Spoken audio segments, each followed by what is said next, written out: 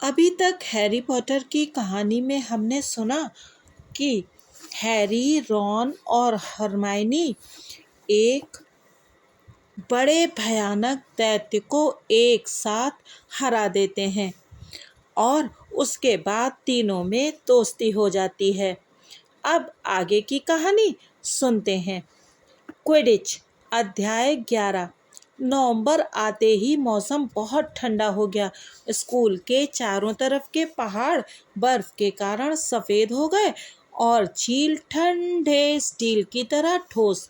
हर सुबह मैदान बर्फ से ढक जाता था।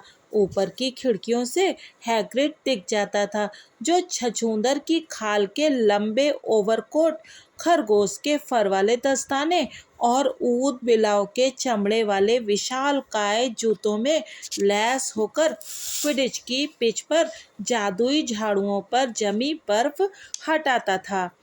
क्विडिच का मौसम शुरू हो गया था। कई सप्ताह तक प्रैक्टिस करने के बाद हैरी शनिवार को अपना पहला मैच खेलने वाला था, जो गरुड़ द्वार और नाग शक्ति के बीच हो रहा था। अगर गरुड़ द्वार जीत जाएगा तो हाउस चैंपियनशिप में दूसरे स्थान पर पहुंच जाएगा। शायद ही किसी ने हैरी को खेलते देखा था, क्योंकि वुड ने ये फैसला किया था कि हैरी को गुप्त हथियार के रूप में छुपाकर रखना है। परंतु ये खबर किसी तरह फैल गई कि वो खोजी के रूप में खेलने वाला है और हैरी को पता नहीं था कि क्या ज़्यादा बुरा है, लोगों का ये कहना कि वो बहुत बढ़िया खेलेगा, या ये कि वे उसके नीचे गद्दा लेकर दौड़ेंगे ताकि गिरने पर उसे झेल लें। यह सचमुच उसका सौभाग्य था कि उसके पास अब हरमाइनी जैसी दोस्त थी। हैरी नहीं जानता था कि उसकी मदद के बिना वो अपना इतना सारा होमवर्क कैसे पूरा कर पाता, क्योंकि वुड टीम से आखिरी मिनट की ढेर सारी क्विडिच प्रैक्टिस करवा रहा था। हरमाइनी ने उसे क्विडिच शुरुआत से आज तक किताब भी पढ़ने के लिए दी, जो बहुत रोचक निकली। उस किताब को पढ़कर हैरी ने ये जाना कि क्विडिच में फाउल करने के 700 तरीके होते हैं और ये सभी 1473 में हुए एक वर्ल्ड कप मैच में हो चुके हैं। उसे ये जानकारी भी मिली कि खोजी आम तौर पर सबसे छोटे और सबसे फुर्तीले खिलाड़ी होते हैं और सबसे गंभीर क्विडिच दुर्घटनाएं भी उन्हीं के साथ होती हैं। उसने ये भी पढ़ा कि हालांकि लोग क्विडिच खेलते समय शायद ही कभी मरे हों, परंतु कई रेफरी जरूर गायब हो गए थे, जो कई महीनों बाद सहारा के रेगिस्तान में नजर आए। जब से हैरी और रॉन ने हरमाइनी को दैत्य से बचाया था, तब से हरमाइनी नियम तोड़ने के बारे में थोड़ी ज़्यादा उदार हो गई थी और इस वजह से उसका स्वभाव भी पहले से बहुत अच्छा हो गया था। हैरी के पहले क्विडिच मैच के एक दिन पहले वे तीनों बीच की छुट्टी में ठिठुरते हुए अहाते में बाहर आए। हरमाइनी ने जादू से एक चमकीली नीली रोशनी जला दी, जिसे एक मुरब्बे के जार में ले जाया जा सकता था। वे लोग आँच तापते हुए उसकी तरफ पीठ करके खड़े थे कि तभी स्नेप अहाते से गुजरा। हैरी ने तत्काल देख लिया कि स्नेप लंगड़ा रहा था। हैरी, रॉन और हरमाइनी थोड़े सटकर खड़े हो गए ताकि स्नेप को आग न देख पाए। उन्हें विश्वास था कि जादू की आग जलाने की इजाज़त नहीं होगी। दुर्भाग्य से उनके चेहरे के अपराधी भाव को स्नेप ने देख लिया। वो लंगड़ाता हुआ वहां आया। उसने आग तो नहीं देखी, परंतु ऐसा लग रहा था जैसे वो किसी कारण की तलाश में था ताकि उन्हें वहां से दफा किया जा सके। पॉटर, तुम्हारे हाथ में क्या है? उसके हाथ में क्विडिच शुरुआत से आज तक थी। हैरी ने स्नेप को किताब दिखाई। लाइब्रेरी की किताबें स्कूल के बाहर ले जाना मना है, स्नेप ने कहा। यह मुझे दो, गरुड़ द्वार के 5 नंबर काट लिए जाएंगे। जब स्नेप लंगड़ाता हुआ दूर चला गया तो हैरी गुस्से में बड़बड़ाया। उसने ये नियम अभी अभी बनाया है। मैं सोच रहा हूँ कि उसके पैर में क्या हुआ है। क्या पता, पर भगवान करे उसे बहुत तेज दर्द हो रहा हो, रॉन ने कड़वाहट से कहा। उस शाम को गरुड़ द्वार के हॉल में बहुत शोर हो रहा था। हैरी, रॉन और हरमाइनी एक खिड़की के पास इकट्ठे बैठे थे। हरमाइनी हैरी और रॉन का सम्मोहन का होमवर्क देख रही थी। वह उन्हें कभी अपने होमवर्क की नकल नहीं करने देती थी। तुम लोग किस तरह सीखोगे? परंतु हरमाइनी से अपना होमवर्क पढ़वाने के बाद उन लोगों को भी वैसे भी सही जवाब मिल ही जाते थे। हैरी बेचैन हो रहा था। वह क्विडिच शुरुआत से आज तक वापस चाहता था ताकि उसका मन कल के मैच की चिंता से दूर हट सके। वो स्नेप से इतना डर क्यों रहा था? उठते हुए उसने रॉन और हरमाइनी को बताया कि वो स्नेप से पूछने जा रहा है कि क्या उसकी किताब उसे वापस मिल सकती है। मैं नहीं, तुम जाओ, दोनों ने एक साथ कहा। परंतु हैरी ये सोच रहा था कि बाकी टीचर्स के सामने स्नेप मना नहीं कर पाएगा। वो नीचे स्टाफ रूम तक पहुंचा और उसने दरवाज़ा खटखटाया। कोई जवाब नहीं मिला। उसने दोबारा खटखटाया, फिर कोई जवाब नहीं। शायद स्नेप ने उसकी किताब को वहीं पर पड़ा छोड़ दिया हो। कोशिश करके देखने में हर्ज ही क्या था। उसने दरवाजे को थोड़ा सा खोला और अंदर झांका और उसकी आंखों ने एक भयानक दृश्य देखा। स्नेप और फिल्च अकेले अंदर थे। स्नेप ने अपने कपड़े घुटनों के ऊपर उठा रखे थे। उसका एक पैर खून से लथपथ और बुरी तरह घायल था। फिल्च स्नेप को बैंडेज दे रहा था। भयानक चीज, स्नेप कह रहा था। 3 सिरों पर आप एक साथ नजर कैसे रख सकते हैं? हैरी ने दरवाजे को धीमे से बंद करने की कोशिश की, परंतु पॉटर! स्नेप का चेहरा गुस्से के कारण टेढ़ा हो गया और उसने अपने कपड़े जल्दी से नीचे किए ताकि पैर छुप जाए। हैरी ने थूक निकला। मैं सोच रहा था कि क्या मुझे अपनी किताब वापस मिल सकती है? दफा हो जाओ बाहर! इससे पहले कि स्नेप गरुड़ द्वार के पॉइंट काट सके, हैरी वापस लौट आया। वह ऊपर की मंजिल की तरफ दौड़ता हुआ गया। क्या तुम्हें किताब मिल गई? रॉन ने हैरी के पास आते ही पूछा। क्या बात है? धीमी आवाज में हैरी ने उन्हें बताया कि उसने क्या देखा था। तुम जानते हो इसका क्या मतलब है? उसने हाँफते हुए अपनी बात खत्म की। उसने हैलोवीन के दिन 3 सिर वाले कुत्ते के पार जाने की कोशिश की थी। जब हमने उसे देखा था तो वो वहीं जा रहा था। स्नेप उस चीज के पीछे है जिसकी रखवाली वो कुत्ता कर रहा है और मैं अपनी जादुई झाड़ू को दांव पर लगाने के लिए तैयार हूँ कि उसी ने ध्यान बटाने के लिए दैत्य को अंदर घुसाया था। हरमाइनी की आंखें फटी रह गईं।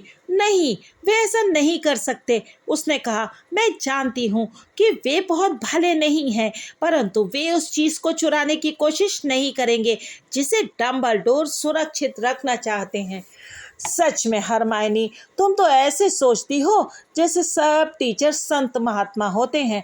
रॉन ने जवाब में कहा, मैं हैरी के साथ हूँ। मुझे लगता है कि स्नेप कुछ भी कर सकता है, परंतु वो किस चीज़ के पीछे है? वो कुत्ता किसकी रखवाली कर रहा है? हैरी जब बिस्तर पर गया तो उसके दिमाग में यही सवाल गूंज रहा था।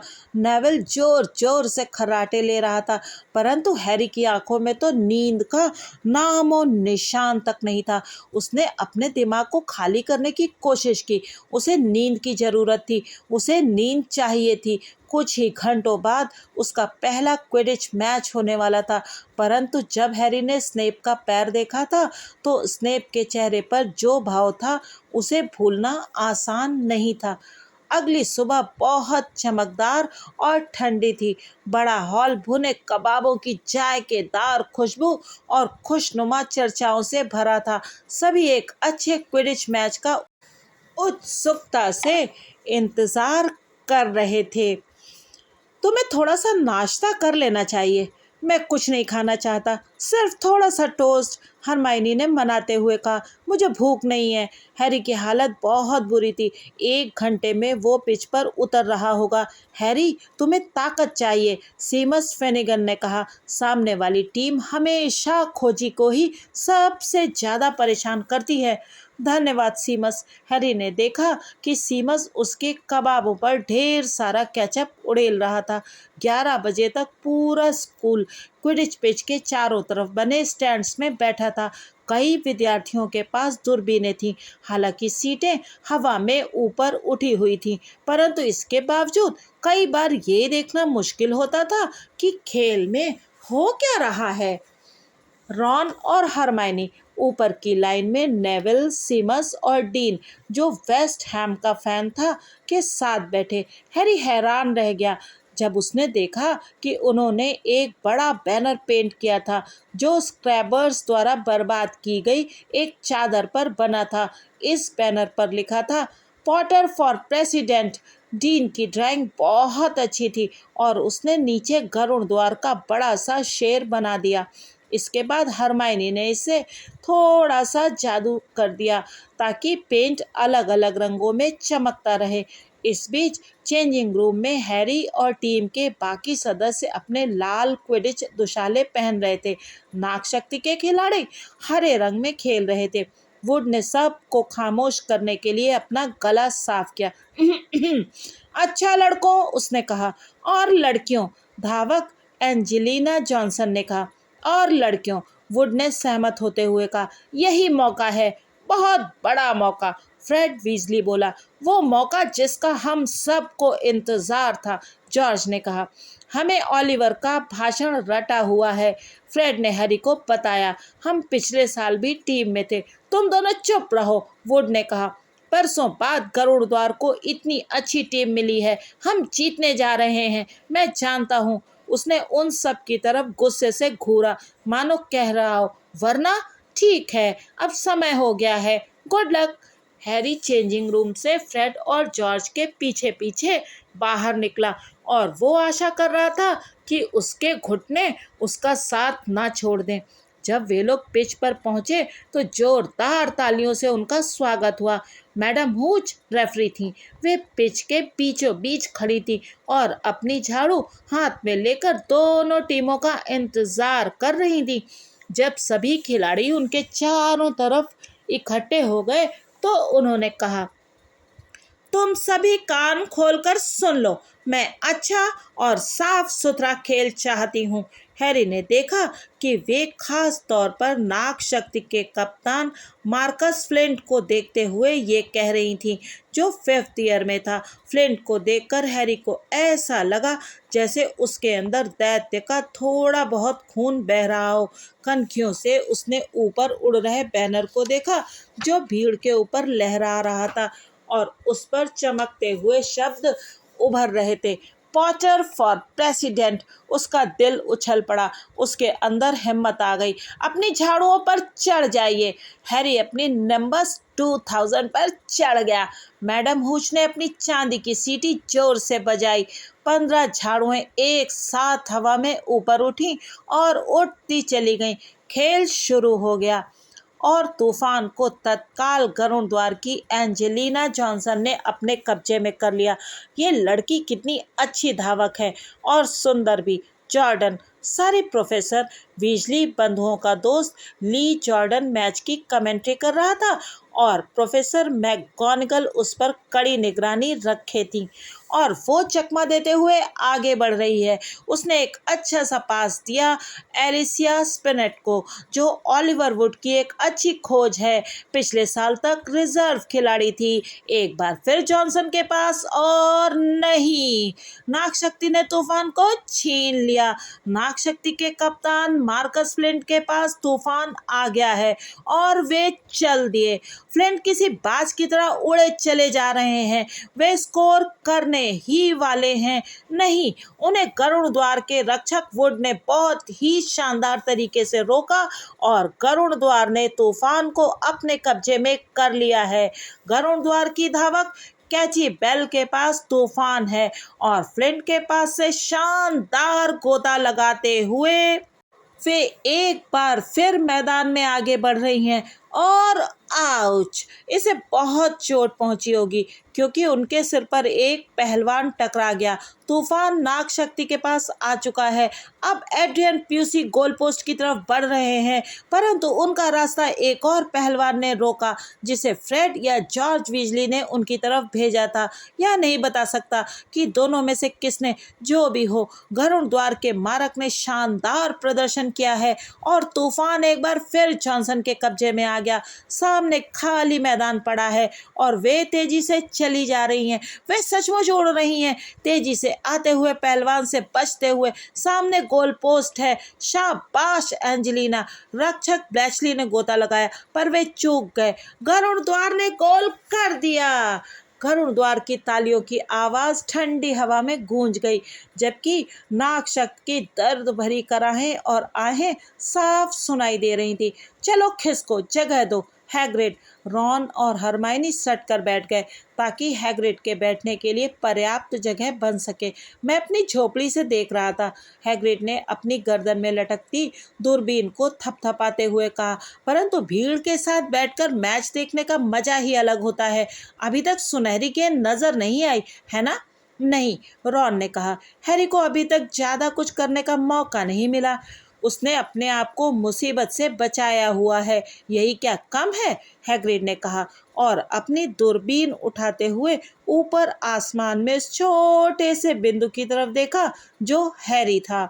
उनके बहुत ऊपर हैरी मैदान के चारों तरफ मंडरा रहा था और सुनहरी गेंद को देखने के लिए आंखें जमाए था। यह उसकी और वुड की खेल की योजना का हिस्सा था। तब तक दूर ही रहो जब तक कि सुनहरी गेंद न दिख जाए, वुड ने कहा था। हम नहीं चाहते कि तुम पर सही समय से पहले हमला हो। जब एंजेलिना ने स्कोर किया तो हैरी ने 2 कलाबाजियां दिखाकर अपनी भावनाओं का इजहार किया। उसके बाद वो एक बार फिर सुनहरी गेंद को चारों तरफ खोजने लगा। एक बार उसे सोने की झलक दिखी, परंतु वो वीजली बंधुओं में से एक की कलाई घड़ी का सिर्फ प्रतिबिंब था। और फिर एक पहलवान ने उसकी तरफ आने का फैसला कर लिया। पहलवान किसी तोप के गोले की तरह नजर आ रहा था, परंतु हैरी ने उसे चकमा दे दिया और फ्रेड वीजली उसका पीछा करते हुए आया। सब ठीक है हैरी, वो चिल्लाया और फिर पहलवान को तेजी से मार्कस फ्लिंट की तरफ मार दिया। नाग शक्ति के पास तूफान है, ली जार्डन बोल रहा था। धावक प्यूसी ने 2 पहलवानों, 2 बिजली बंधुओं और धावक बैल से बचते हुए तेज गति पकड़ ली है और वे जा रहे हैं। 1 मिनट, क्या ये सुनहरी गेंद थी? भीड़ में एक शोर हुआ जब एड्रियन प्यूसी ने तूफान को नीचे गिर जाने दिया, क्योंकि वो अपने कंधे के पीछे से उस सुनहरी रोशनी को जाते हुए देख रहा था जो उसके बाएं कान के पास से गुजरी थी। हैरी ने उसे देख लिया। बहुत रोमांचित होकर उसने सोने की झलक के पीछे गोता मारा। नाग शक्ति के खोजी टेरेंस हिंक्स ने भी उसे देख लिया था। वे दोनों लगभग एक साथ सुनहरी गेंद की तरफ झपट रहे थे। ऐसा लग रहा था जैसे सभी धावक ये भूल गए थे कि उन्हें करना क्या था और इसके बजाय वे बीच हवा में खड़े होकर खेल देखने में लगे थे। आगे क्या हुआ ये जानेंगे अगले भाग में। तब तक आप सुनते रहिए यूट्यूबर मौसी की कहानियाँ। अगले भाग में हम ये जरूर जानेंगे कि हैरी ने सुनहरी गेंद पकड़ी या नहीं। क्या हुआ उसके ऊपर? किसी ने जादू तो नहीं कर दिया? या फिर हैरी को तूफान ने मार तो नहीं दिया? अगर ये सब जानना हो तो कृपया चैनल को सब्सक्राइब कीजिए और इस वीडियो को लाइक कीजिए। फिर मिलेंगे अगले भाग में। Thank you.